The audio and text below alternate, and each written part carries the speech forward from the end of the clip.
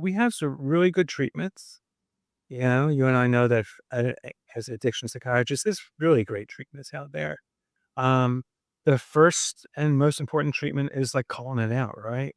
You know, Sure. we can't really help anyone with any kind of addiction unless they, they say, I have a problem. Right. So the first thing is to really kind of try to find your way to admit to someone, maybe not to your loved one even, but to someone you trust that you have a problem. That's the first step when we send people to 12-step groups, right? First thing they do is they say, "Hi, my name is Ken. I'm an alcoholic," or whatever the issue might be. So I think, that is the first step, right? To name it, to call it out. We have very good therapies. Talking it through is extremely helpful. We have good behavioral therapies, techniques that some of which we're talking about here, Jonathan, about how to stay away from the things that you stay away from and how to gravitate towards the healthier things that you should gravitate towards. Um, how to have good relationships, which are, sometimes the antidote or at least the opposite of sex addiction. We have reasonable medications.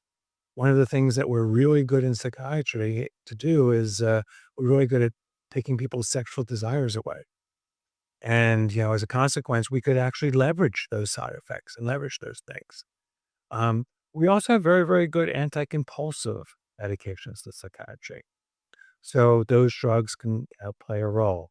Um, and we also have good drugs to help people have sex, like erectogenics, like Viagra. And for people who have trouble in relationships, men, sometimes women, we could help them with pro-sexual drugs, pro-dopaminergic drugs.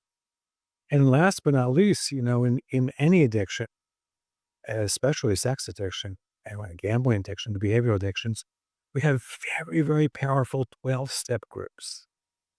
Like everyone knows about Alcoholics Anonymous, but what they don't know is about Sex and Love Addicts Anonymous. And I can tell you, those are some of the most powerful groups I've ever sent patients to.